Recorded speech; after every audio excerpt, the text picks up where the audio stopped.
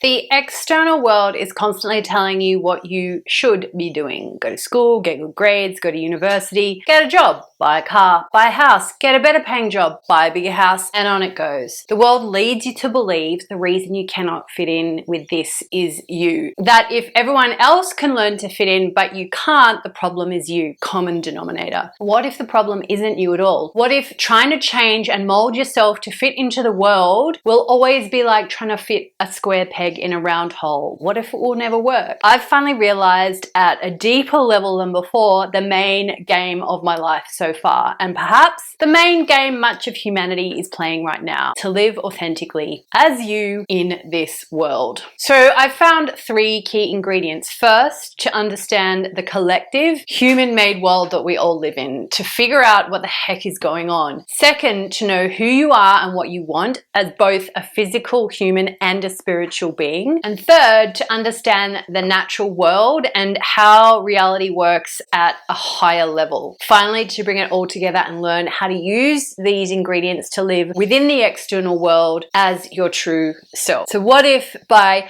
understanding these 3 different ingredients and how they work together, you can learn to live authentically as yourself in your way, still in the world, but not of the world? Let's look at these in more detail. So first is to understand the artificial human-made realm. The modern human-made world is not designed for people like you or people like me. Let's face it, it's not really designed for people at all. There's very little about the modern world that is conducive to human health and well-being. Technology that keeps you tied to the screen instead of looking out. Cities that keep you running in a rat race, detached from nature and yourself. Work that contributes little value to humanity other than keeping the systems going. Human-made systems such as finance, business, education, health and pharmaceuticals, religion and society are just one way of living and being. They make life easier in some ways, but way unnecessarily difficult in others. Life in the Western world is not the only way of living and being. The problem is humans are born into the world and raised by people who were born into the world and the systems who were raised by people who were born into it. It's circular. There's no new ideas coming in from outside. So from the day you enter the world, you're programmed over and over from television, school, parents, religion, the internet, culture groups, and the very existence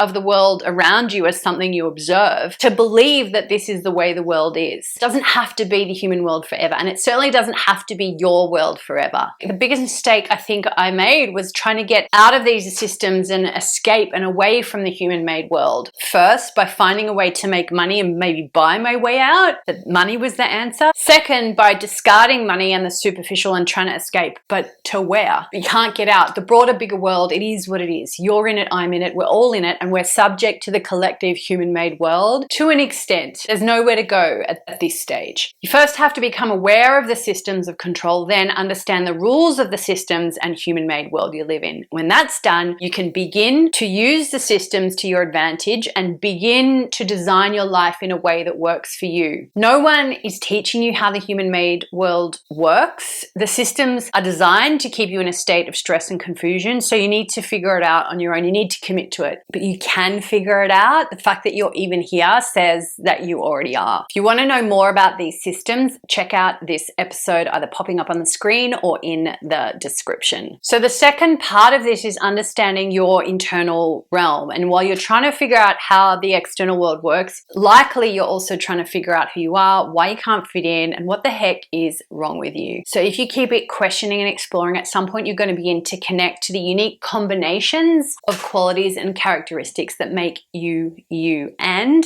the soul that came to experience you. It can be challenging to uncover your true self. Heck, it is challenging. Challenging not to be swayed by society telling you who you are or what you want is wrong or bad or offensive because you don't want to comply with what society says you should be. So how do you discover yourself? How do you uncover yourself? No quick answer. There's no one answer. It's a process. It's about understanding the way you perceive the world, paying attention to your thoughts, emotions, beliefs, ideas, and actions about the world, questioning where they came from, who they belong to, and if they're really yours, or if there are different ideas and beliefs that might serve you better. Paying attention to what brings you joy and not what you think should bring you joy. Things you want to be doing in the way you want to do them. not the way society or an employer or a government, teacher, or authority tells you to do. Paying attention to the way you learn, the way you organize information and respond to the world, your strengths and weaknesses, your skills. Most important of all, identifying the different parts of you and the unique way that they come together like nothing else. Uncovering and remembering the core essence of you and deciding never to let that go. Third part is understanding the natural realm. When you understand the systems of the human world and how it works, and you understand yourself, it'll begin to become clear why you can't fit in. They don't match. It'll be clear why constantly trying to fit in and deny who you are won't ever work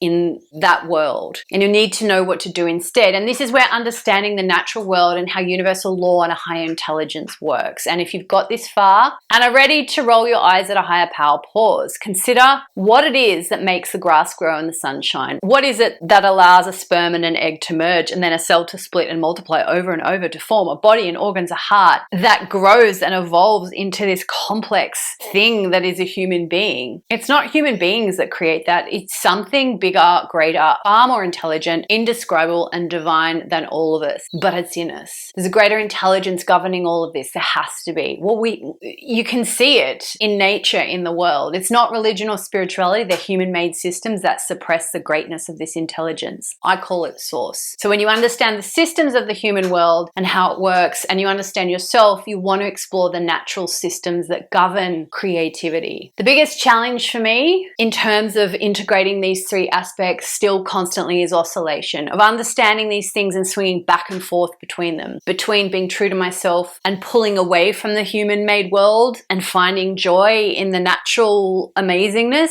to being swung back into the systems by the pendulum and the need to pay the bills and keep a roof over my head, to find myself months later coming up for breath and swinging back again, swayed by the life force of divine intelligence again, pulling me in a different direction. I haven't yet figured it all out, haven't found the perfect balance. Maybe I never will. Maybe this is part of the game of life. Maybe this is the game of life, but it's better, way better when you have an understanding of these bigger, broader realities. The oscillations and swings are getting less in magnitude in either direction. They're spreading out and becoming more even. From one perspective, life is about delving deep into and understanding and integrating these three realms or parts of what makes this human experience. The external, man-made human realm on earth in all its messy, gory, corrupt, and contradictory glory, myself, yourself, the work of art in constant progress as both a physical human and a spiritual being, and then the natural world, the divine intelligence that kind of governs all of this. I guess that's where I've been the past year, caught in an oscillation that took me out of flow and this space of creativity and expressing myself. But I'm back, at least for now, with an urge to write and create and explore some more in a more authentic way than before, in a way that removes some more of the facades and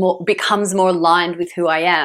I'm here to figure out how to live more authentically and creatively and brilliantly in a world that encourages sameness and mediocrity. I don't know how far I'll get, but if that is of interest, make sure you stick around, hit like and subscribe. In the meantime, check out this other episode popping up on the screen or in the description below. As always, the choice is yours, and I will see you in the next episode. Bye for now.